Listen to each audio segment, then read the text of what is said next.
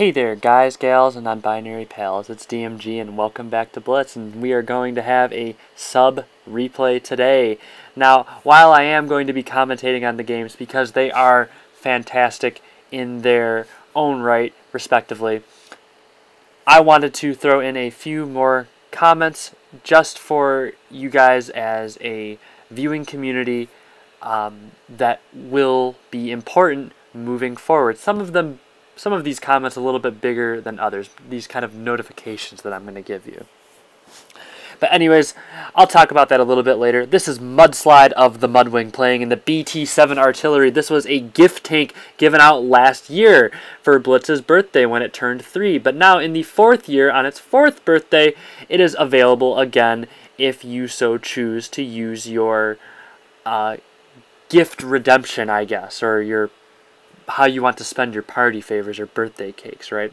You're able to get this tank. Now, the BT7 artillery is a KV2 at tier 3. That goes 60 miles an hour. Who doesn't love that? And the best part is you're playing against more inexperienced players, so this derp becomes more effective. But just like any derp, it still comes with the same Achilles heel. God forbid you miss a shot and you are on a long reload, which means you are liable to get rushed. Now, I'm not saying that this tank is bad. I just don't believe it is the best tier 3 for my money. Now, everyone thinks that the Kenny is amazing, and while the Kenny is that great of a tank, I mean, you can still get a T46, pick one of those up for really cheap, or the Cruiser 3. Even the Ice Claw was available through a vent recently and was super easy to get. If you haven't picked up that tank, definitely recommend it. One of the easily most OP premiums in the game at tier 3, or clubbing premiums in the game. Especially if you know how the armor works or what the enemy's penetration on their gun is. Now, for me, when I played the Ice Claw, it was quite poor in the sense that I did not understand what tank's penetration was like at tier 3. I hadn't played tier 3 in 26,000 or 25,000 battles, and then I started playing tier 3 just for 100 games just because I wanted to play the Ice Claw, right? I didn't know anything about the tank, so I was just YOLOing, basically throwing shit at the wall and seeing what sticks, right? But in this case, when you're in the BT7 artillery, or let's say a Cruiser 4 or a T46, there's a lot more things that can pen you, and you kind of have a better understanding of what goes through and what doesn't, especially if you play tier 3 a fair bit.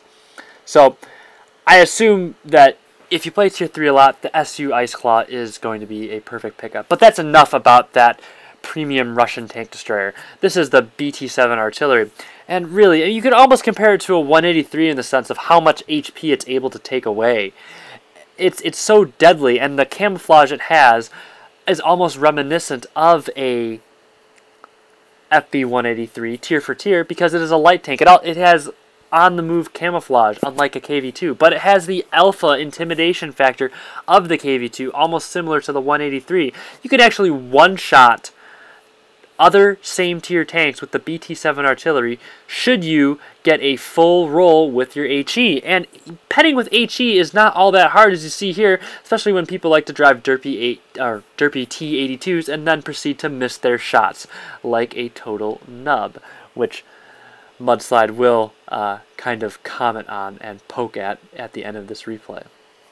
Anyways, you wanted to talk about announcements, or at least I wanted to talk about announcements. The first one is that for subscriber replays, guys, I have had so many of these come in, and I understand you want your replay to be featured, and I want to feature your replay, but in order for me to do that, you need to send me the post-game results and the replay itself. I've had people just sending in the replay and no post-game results. And then I've had people sending me fantastic post-game results but no replay, titling the video sub-replay. Like, come on guys, if you want me to feature your video on channel, I'm actually going to need the game footage. I can't make up what happens in the battle. As much as I think that that would be a cool idea in a imaginative fantasy kind of way, but I think people would rather see some action on the screen than listen to me babble completely, right? So please send both the screenshots of the game and the actual replay itself. I cannot believe I have to ask for that, but I'm going to make it idiot-proof and make it completely clear that there should be no questions as to what you should ask for, you know, in terms of what you need to send in for a replay. Now, featuring replays is hard. Guys, I'm not Bushka, first of all, and he gets more replays than I do.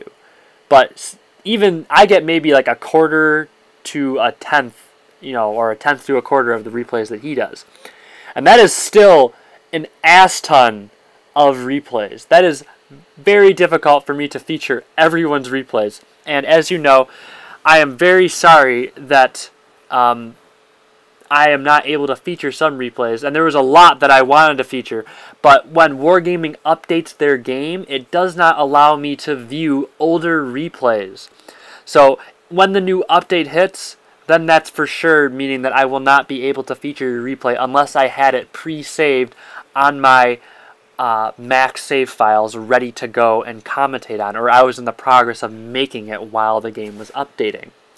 So enough of that. You know what you need to send in. This is textbook heavy tanking from Soap Legend in the E100. This is one of my favorite tanks in the game at tier 10. Despite not having driven it in a pub match, I have driven this numerous times in tournaments, completely unequipped, I might add. And it is so fun to drive. It is so popular, so boxy.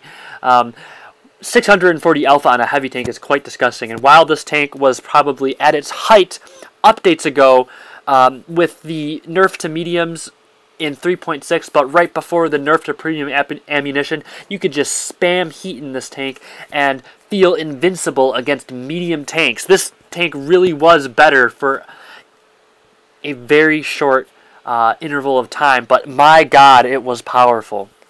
It was still very good. And if you can angle the turret well, this is textbook E100 turret angling. And this is the hardest part to get for an E100. You know, if you can angle your turret well and bounce shells, you have a almost similar armor profile to a mouse. And yes, you have weak points, sure. But so does the mouse. And the mouse, you know, you may get a slightly better armor profile in terms of the amount of weak points you have, but you don't have the mobility of the E100. You don't have the alpha. You don't, I mean, even though the E100 is a large tubby tank, the mouse is noticeably larger than the E100 in my opinion. You just get a smaller profile to be able to hide it behind things like this, which makes it so important going forward in terms of engaging enemies using hull down cover. And this is such textbook play. I know I've said that before, but just look at it. Angling the turret, rotating the turret back, firing the shot away, and then rotating it back again into a safe position. This is so important for E100 drivers to be successful. Now, I personally drive mine a little bit more aggressively, which is probably to my detriment. But as you can see here, playing it in between the role of a heavy tank, a support tank, and a tank destroyer, somewhere in that vague gray area of this trifecta of roles, you will be successful in the E100. You cannot be aggressive like an IS-7, but you can put a lot of hurt in one shot with the E100, and that's what it's so good at. And it has a pretty damn good HP pool to boot. Now, as I've said before, I've said it twice, I'm going to say it again, textbook heavy tanking, but unfortunately, you cannot win them all. Heat through the turret will unfortunately not save Soap Legend here, as points tick up, and he will be going down with the Titanic. Now, at first I thought this was a mistake right here, backing up to kill the Leopard. I would have waited a little bit and let my reload almost finish and then back up and go for it. That way it wouldn't have given the Leopard time. But now that I see that Soap Legend has gone for the base, that is probably the best decision at this time. I know I kind of spoiled it, but hey, I needed to make another announcement that I do believe is kind of important. I'm trying to sandwich these announcements throughout the video. I would like to congratulate you guys for helping me reach 1,000 subscribers. I know that video was a long time ago and that celebration stream was a long time ago, but what that allowed me to do was submit an application for monetization. Now, YouTube took a little while because of some issues, I guess technical issues they were having, to approve everyone's application, but they said they'd get back to it by the end of June. Well, the end of June is here, and I received my application or my application review yesterday, and it was a success for monetization. So you may have noticed a skippable ad at the start of this video. Guys, if you watch the ad or skip the ad, I don't really know, but I'm not sure what makes money, but in the event, if you can, I know it's like 1/4 of a cent. It's super small how much I make off of videos or views per video. But if you watch the ad and happen to like it, you know, please check it out. I mean, I'm trying to help another business be successful. And by helping another business be successful, you could help me be successful. Now, I know some of you don't like ads, but they are available to skip if you so choose that you absolutely hate them. So thanks again for the 1,000 subscribers. It has really allowed me to start propelling my YouTube videos to a new level. I hope to produce higher quality content for you and provide the same immerse meta knowledge that I have been providing in previous videos. Now, our last replay is going to be Aerial the Beast. This is the Grill 15 on Himmelsdorf. Of all maps, you would think, why would this be a mastery? But hey, RNG taketh away in the E100 replay, but RNG giveth in this replay, as you will see. Now, the Grill has no armor, and this is a very heavy tank biased map. And ooh, not a great start for a mastery there with a miss on the, or not a miss, but a bounce on the mouse. And this T-54 is going for a shallow flank, but unfortunately is not fast enough to make it across the courtyard, or this, I would say, kill box, to be able to escape safely. Now the Grill, good DPM, fantastic accuracy, good forward line speed, horrific camo for a tank destroyer.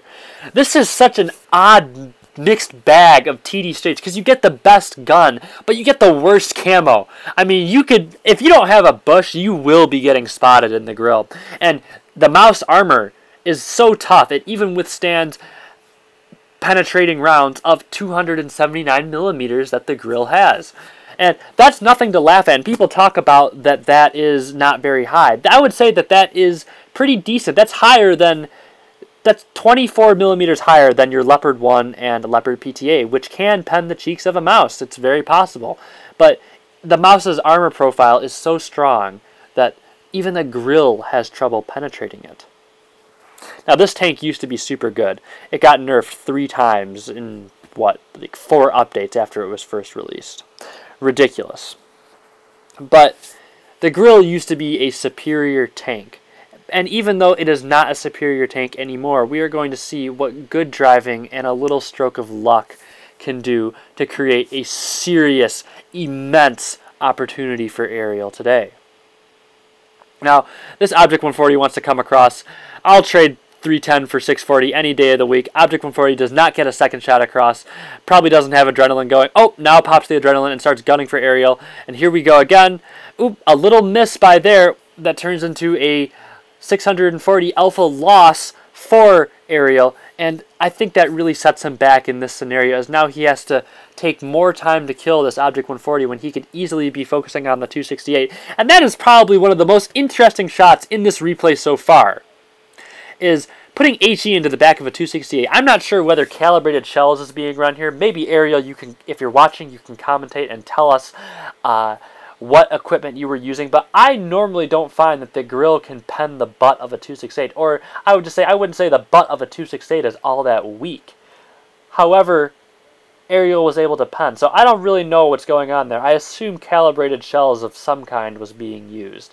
Anyways, Grill reload time is quite quick for a tank destroyer at under 11 seconds, making this tank the highest damage per minute tank destroyer in the tier, bar the FV215B 183 firing hash.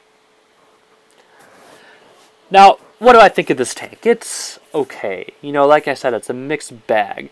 The pros do not outweigh the cons enough to where I'd recommend this. I think the Waffenträger auf Panzervier, the tier 9 before this, is much better. And look at this shot. Take the chance, immediately into the Object 140, doesn't worry about missing, just goes for it, right into the side of the turret with HE, or the cheek for that matter, and the grill's extremely high accuracy allows Ariel to take out the Object 140 and go right into the Jagdtiger. That is probably the best moment that I have seen in a long time from a subscriber replay. That kind of shot is the kind of shot that everyone needs to be making if you want to be a very good player. Those are the kind of shots that I make day in and day out. And I don't mean to brag there, but people ask, Dark, how do you succeed in the game? Well, that's how you succeed. You make the shots that seem impossible possible. If you like that content, please hit that like button and subscribe. And if you didn't, please leave your constructive criticism in the comment section. As always, I appreciate the opportunity to share my passion with you today, and I hope to see you next time.